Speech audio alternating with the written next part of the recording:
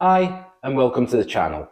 Today, I'm going to look at how you go about planning a finish in pool. It's actually a really great skill to have, and if you've ever watched some of the really good players, you'll notice how easy they make the game look. And that's because they're experts at actually choosing the right order to pot in and making things as easy as possible for themselves. Now, how is it that they actually do that? Well, today I'm going to show you, and I think it helps to break things down into four key areas. The first is your opening pot. The second is any problems on the table. The third are the solutions to those problems. And the fourth is your last ball before the black. So let's have a look at a few examples now. One of the first things to look for is actually, do you have an opening pot? And this can have a big factor on deciding how a frame is going to go. In this example here, it's a pretty simple example, but you can see the yellows are fairly straightforward, but there's no obvious opening pot on them. So now you have to start to look at whether you want to take reds and go for game, or will you play a safety shot instead. Now, if we move on to this example here, we can see that there's an opening pot on both reds and yellows here.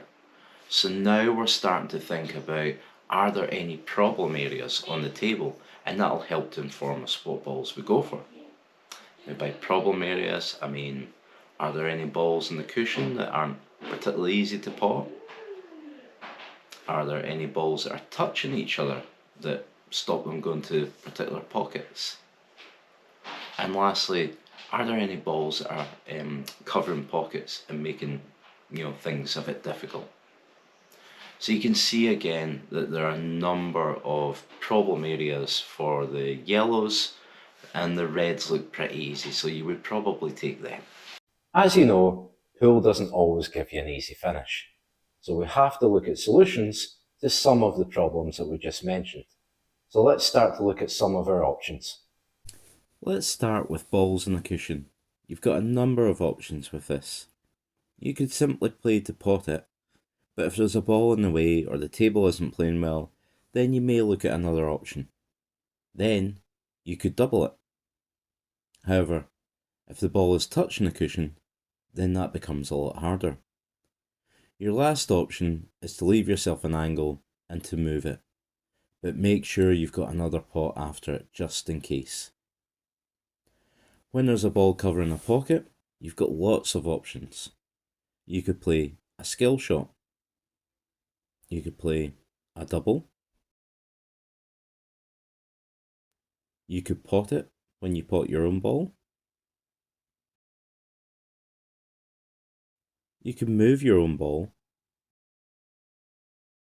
Or, if there's room, then pot it off another ball.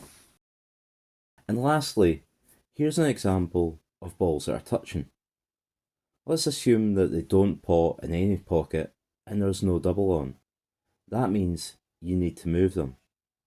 When doing this, it's important to choose the right ball to do it from. In this example, we've got two options. This one here is very easy to make the cannon, but you have to be quite precise. You actually need to clip the side of the yellow to leave yourself a shot, and it can quite easily go wrong. Whereas if we use a red in the middle pocket, we can cannon the yellow pretty much anywhere, and the red will travel towards the pocket. Here's a quick little bonus tip for you.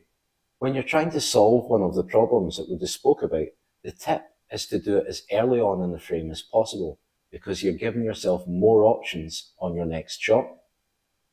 So, having looked at all the possible problems you might face and all the potential solutions to those problems, let's see how that actually looks in a frame.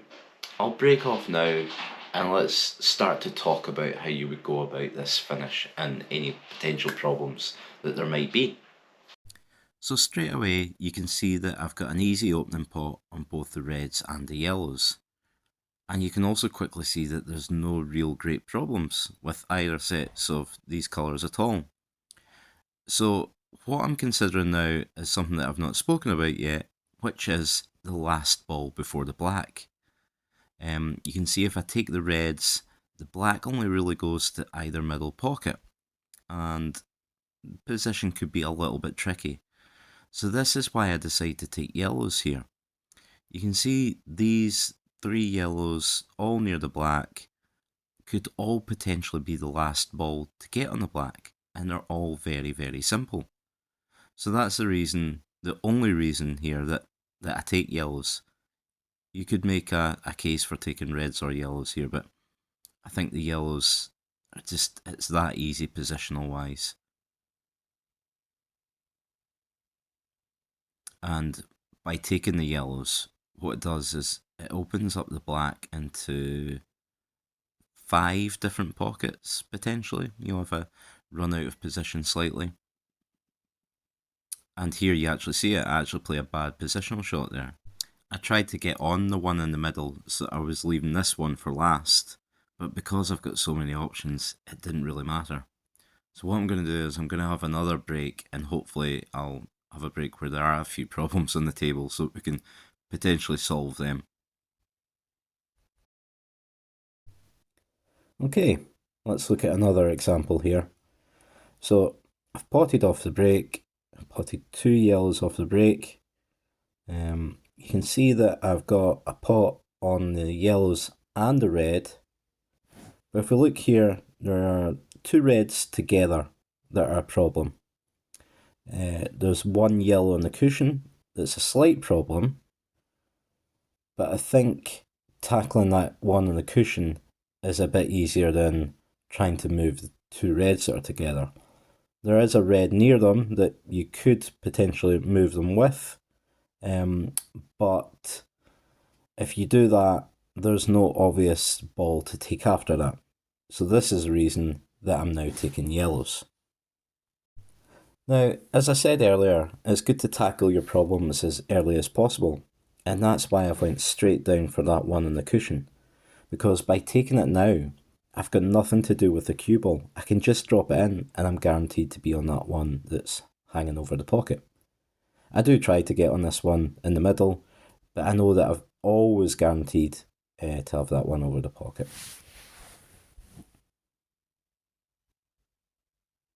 And what I'm thinking about now is this yellow that's on its own down this end of the table, what is the best way to get on that?